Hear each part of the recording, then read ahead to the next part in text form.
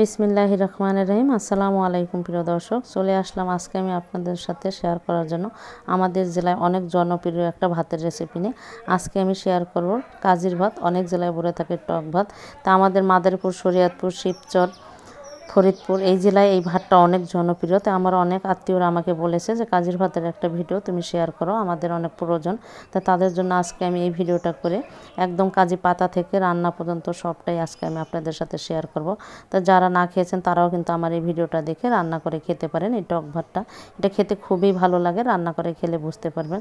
তাহলে চলুন দেখে নিই। আর প্লিজ আমার নতুন নতুন ভিডিও পেতে আমার চ্যানেলটাকে সাবস্ক্রাইব করে নেবেন। তা কাজি পাতার জন্য এখানে আমাদের লাগবে 2টা হাঁড়ি। এগুলো কিন্তু মাটির জিনিস যেই দোকানে বিক্রি করে বাজারে সেখানে পাওয়া যায়, সেখান থেকে কিনে এনে আমি সিমেন্ট মাটি দিয়ে এটাকে মেজে নিয়েছি, কারণ তাহলে দীর্ঘদিন কাজি রান্না করে যায়, পাতা যায়, রান্না করে খাওয়া যায়, সেজন্য তাহলে আর এটা কিন্তু ভেঙে যায় না। তা কাজির হাঁড়ি 2টা নিয়ে নেওয়ার পরে আমি ধুয়ে নিয়েছি। এখন নিয়ে নিয়েছি আমি এখানে চাল, 1 কেজি চাল নিয়ে নিয়েছি। নিয়ে আমি এখন এটাকে ধুয়ে তারপরে 2টা হাঁড়িতে হাফ কেজি করে দিয়ে দেব পাতার জন্য। প্রথমে আপনারা কিন্তু কাজি পাতার জন্য একচুয়ালি 1 কেজি হাফ কেজি দিয়ে বসিয়ে রাখবেন, তাহলে কিন্তু কাজিটা টক হবে বেশি। তো এখানে আমি একটা হাঁড়ির ভিতরে দিয়ে দিলাম হাফ কেজি, আর একটা হাঁড়ির ভিতরে দিয়ে দেবো হাফ কেজি। 2টা হাঁড়িতে পেতে নেব। আমি মেহমান খাওয়াবে, আমাদের বাসায় মাঝে মাঝেই আমার কাছে আবদার করে অনেক আমাদের আত্মীয় স্বজনরা এই কাজির ভাতটা খাওয়ার জন্য। তা তাদের জন্য আজকে আমি 2টা হাঁড়িতে বসিয়ে দিলাম, তাদের রান্না করে খাওয়াবো। তাই 2 হাঁড়িতে পেতে নিলাম, যেহেতু মানুষ বেশি, তা না হলে কিন্তু ভাতটা টক হবে না। 1 হাঁড়িতে রান্না করলে তো প্রায় আমরা তো 15-20 জন খাবো, তাই আমি 2 হাঁড়িতে পেতে নিলাম। এখন আমি দিয়ে দেবো গরম পানি। প্রথমে আমি কিন্তু নর্মাল পানি দিয়ে দিয়েছি, তারপরে দিয়ে দিলাম গরম পানি। তা হাঁড়ির 3 ভাগের 1 ভাগ আমি এখানে পানিটা দিয়ে দিলাম। তা দিয়ে আমি এটাকে একটু নেড়ে চেড়ে তারপরে এটাকে আমরা রেখে দেব পেতে, ঢাকনাটা ঢেকে। তো এটাকে আমি 3 দিনের জন্য বসিয়ে রেখে দেব। 3 দিন পরে আমরা আবার নিয়ে চলে আসব আপনাদের দেখানোর জন্য 3 দিন পর কীরকম হলো। তাই 3 দিন পরে আমি নিয়ে চলে আসলাম। এর মাঝে আমি কিছুটা গরম পানি করে 2 দিনের সময় আবার দিয়েছিলাম কিছুটা পানি। তাই দেখুন এটার ভিতরে কিন্তু আরও অনেকটা পানি আছে। তাই আমার চাউলের কালারটা কিন্তু চেঞ্জ হয়ে গেছে, এটা ভিজে ফুলে গেছে, আর পানির কালারটাও কিন্তু সাদা হয়ে গেছে 3 দিনে। 3 দিন পরে আমি নিয়ে আসছি। একদিন সকালে পেতেছি, তারপরের দিন দুপুরে আমি আপনাদের ভিডিওতে দেখাতেছি যে এটা পানিটা কীরকম কালার হলো। তো এরকম সাদা হয়ে গেছে। তো আমি একটা হাঁড়ি আপনাদের দেখালাম। এখন আমি আবার গরম পানি দিয়ে এটাকে একদম ফুটন্ত গরম পানি দিয়ে, নর্মালি যে হালকা গরম পানি হয় এটার ভিতরে কিন্তু নর্মাল পানি ছিল, যেন হাতে সহ্য হয় এরকম পানি করে পানি দিয়ে দিতে হবে। তা আমি 2 হাঁড়িতেই দিয়ে দিয়েছি, একটা হাঁড়ি আপনাদের সাথে উঠিয়ে দেখিয়ে দিলাম, ওইটার ভিতরেও দিয়ে দিব একইভাবে, এইভাবে পানি ভরে। তো এখন এইভাবে আপনারাও কিন্তু পানিটা ভরে তারপরে এটাকে রেখে দিবেন। তা আমি এটাকে আবার 3 দিন পরে নিয়ে চলে আসব। 3 দিনের ভিতরে আর আসবো না, তো মোট মিলিয়ে 6 দিন হবে। তাই 6 দিন পরে আমরা আবার দেখা করব। 3 দিন পরে আমি চলে আসলাম, আবার 3 দিনের জন্য পানি দিয়ে রেখে দেবো। এর মাঝে আমি নেড়ে দেবো, তাহলে হয়ে যাবে, আর পানি দেওয়া লাগবে না। তাই 3 দিন পরে চলে আসলাম। এখন আমি আপনাদের একটু দেখিয়ে দিই। দেখুন 2টা হাঁড়ির ভিতরে কীরকম হয়ে গেছে, একদম মনে হয় যে ভাত রান্না করতেছি, পানিতে বলক চলে আসে সেরকমই ফেনার মতো হয়ে গেছে। যখন টক হয়ে যাবে তখন বুঝবেন যে এরকম ফেনা চলে আসছে উপরের দিকে, চালটা পানিটা টক হয়ে গেছে, চালটাও টক হয়ে যায়। এইভাবে 6 দিন ভিজিয়ে রাখলে, আমি 5 থেকে 6 দিনেই ভিজিয়ে রাখি, তারপরে রান্না করে খাই। 7 দিনের উপরে গেলে এটা হারাম হয়ে যায়।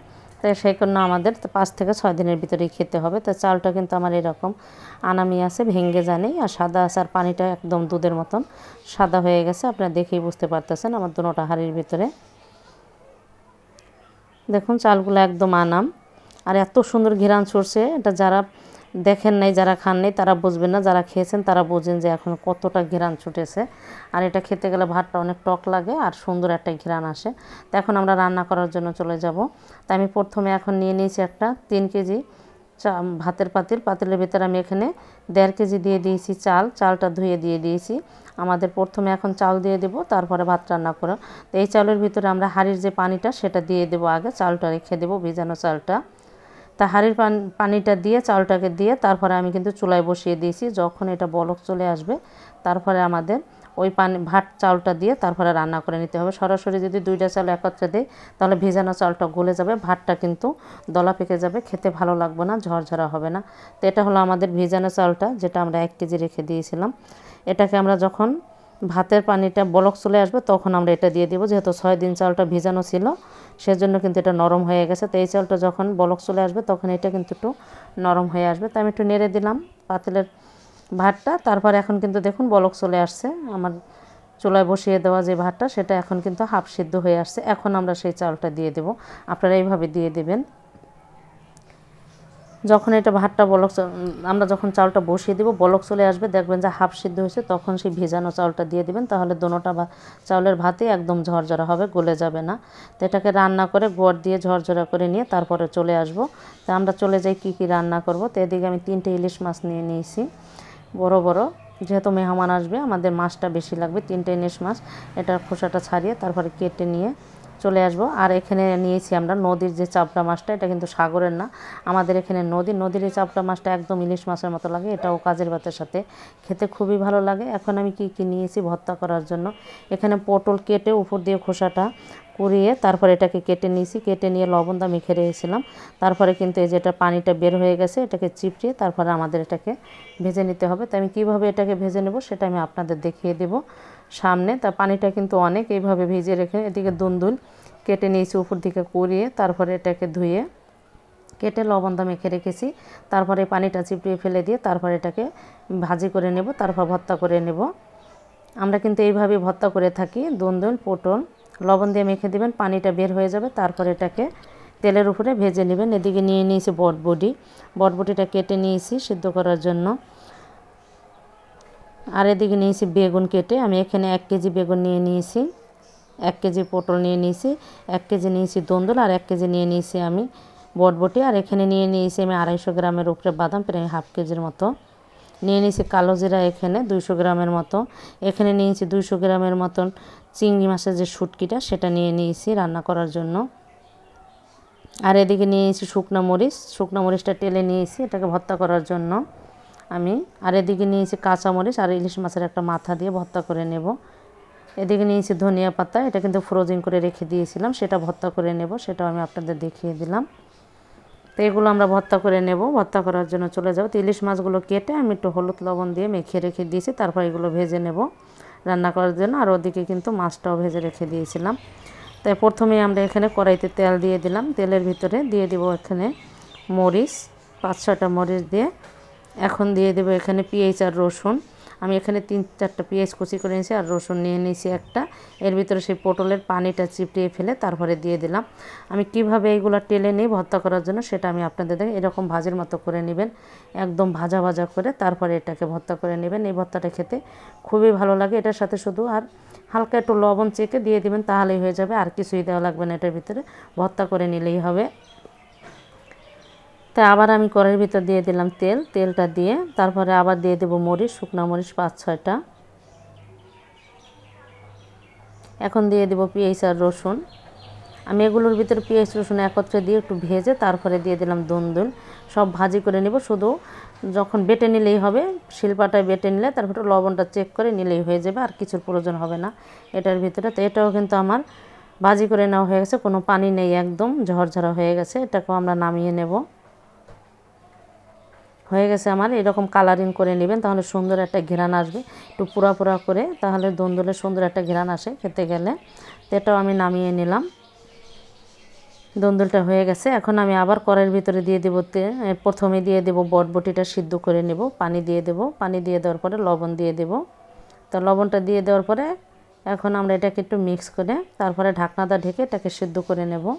বটবটিটা আমাদের আগে একটু সিদ্ধ করে নিতে হবে। তো আমি 5 মিনিট পরে এটাকে সিদ্ধ করে নিয়ে চলে আসলাম। তো এটা কিন্তু পানিটা একদম শুকিয়ে নিয়েছি, এটাকে এইভাবে একদম শুকিয়ে নেবেন। তো এটাকে আমি এখন নামিয়ে নেব, একদম পানি নেই, আপনাদের দেখিয়ে দিই। এখন আমি দিয়ে দেব এটার ভিতরে তেল, কড়াইয়ের ভিতরে তেল দিয়ে দেব আমি এখানে শুকনো মরিচ 5-7টা। শুকনো মরিচটা দিয়ে দেওয়ার পরে এখন আবার আমি এখানে পেঁয়াজ রসুন দিয়ে দেব। পেঁয়াজ রসুনটা একটু কালার চলে আসছে, কালার চলে আসার পরে এখন দিয়ে দেব সিদ্ধ করে নেওয়া বটবটি। আমি কিভাবে কাজের ভাতটার ভিতরে, যেটাকে আমরা টক ভাত কাজের ভাত বলে থাকি, এটার ভর্তাটা তৈরি করে থাকি, সেটা আমি আপনাদের একটু দেখিয়ে দিলাম। তো এখন আমার এটা ভাজি করে নেওয়া হয়ে গেছে, আমি এখন এটাকে নামিয়ে নেব। আপনাদের একটু দেখিয়ে দিই, এরকম একদম ভাজা ভাজা করে নামিয়ে নেবেন, কোনো পানি নেই।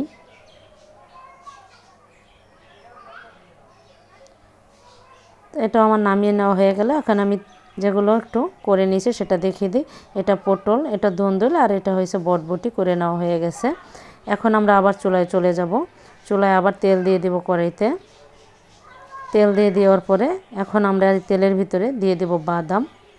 বাদামটা আমরা ভেজে নেব। তা বাদাম ভাজার সময় আমাদের এখানে পেঁয়াজ মরিচ এগুলো দিয়ে দেওয়া লাগবে না। যখন এটা বেটে নেব তখন এখানে মরিচ দিয়ে দেবে, আর দিয়ে দেবে হলো আপনার কাঁচা পেঁয়াজ আর 1-2-3 কোয়া রসুন দিয়ে তারপর এটাকে ভর্তা করে নিলেই হয়ে যাবে।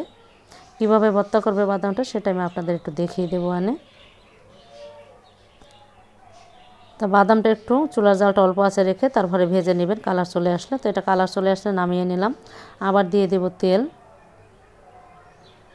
তা তেলটা দিয়ে দেওয়ার পরে দিয়ে দিলাম এখানে আমি সেই শুকনা চিংড়ি, যেটাকে আমরা চিংড়ির শুটকি বলে থাকি। এটাকে আমরা একটু সময় নিয়ে সুন্দরভাবে চুলার জালটা অল্প আছে রেখে তারপর এটাকে ভেজে নামিয়ে নেব। তারপর এটাকে কাঁচা পেঁয়াজ দিয়ে আর এটাকে মরিচ বাটা দিয়ে ভর্তা করে নেব।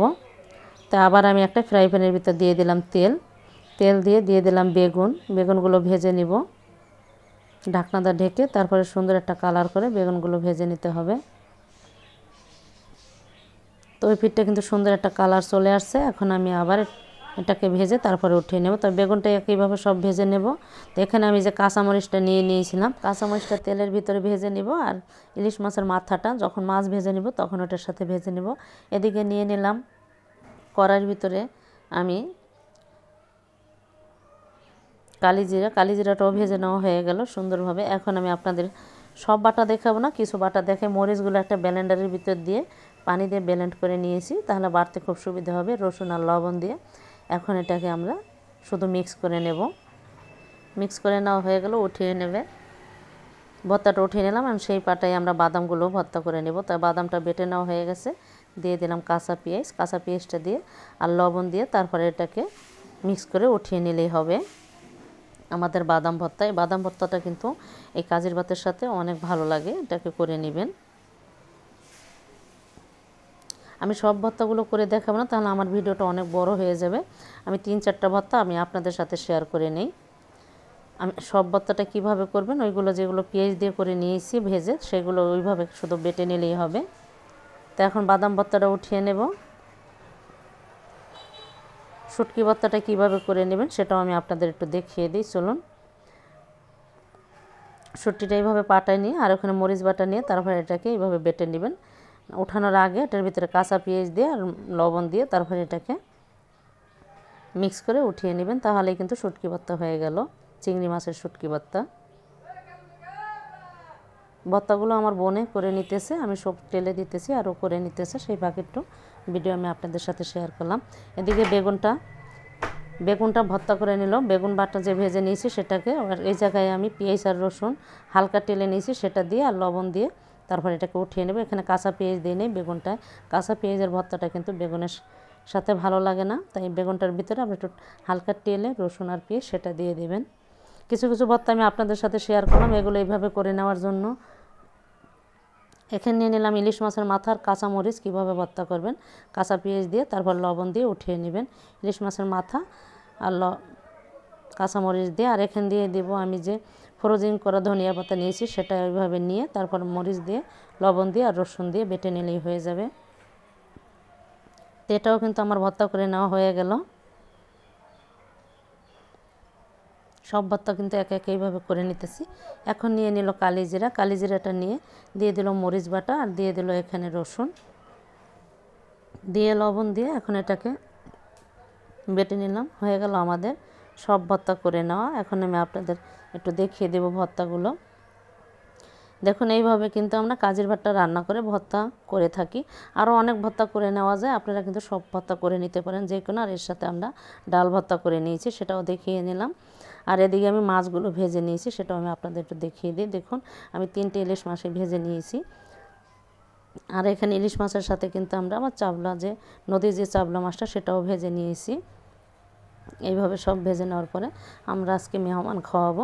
আর এদিকে ভাতটা রান্না করে ঝরে দিয়েছিলাম, সেটা আমি আপনাদের একটু দেখিয়ে দিই আমার ভাতটা কতটা ঝরঝরে হয়েছে। কাজের ভাতটা যখন আমরা রান্না করব তখন ভাতের একটা মাছ রেখে তারপরে রান্না করে নেবেন, তাহলে মাছটা থাকাকালীন গড় দিলে ওই মাছটা যখন আমাদের ভাত গড় দিব তখন ওই গড়ে বসে হয়ে যায়। আর যদি ফুল সিদ্ধ করে গড় দেন তাহলে ভাতটা কিন্তু গলে যাবে, আঠালো হয়ে যাবে। একটা মাছ রেখে গড় দিয়ে দিবেন, তাহলে সেই ভাতটা কিন্তু ঝরঝরে হবে, আঠালো হবে না। তো এখন আমি একটু খেয়ে আপনাদের দেখিয়ে দিই কাজির ভাতটা যে কতটা মজার। এটা কিন্তু আপনারা তৈরি করে খেতে পারেন আমার ভিডিওটা দেখে পেতে, তারপরে খেয়ে নেবেন। তো আমার ভিডিওটা যদি আপনাদের ভালো লেগে থাকে, আপনারা এইভাবে কাজি পেতে রান্না করে খেয়ে আমাকে কমেন্টস বক্সে কমেন্ট করে জানাবেন। আমার ভিডিওটা ভালো লাগলে আমার চ্যানেলটা সাবস্ক্রাইব করে নেবেন, একটা লাইক দিবেন, শেয়ার করে নেবেন। আল্লাহ হাফেজ।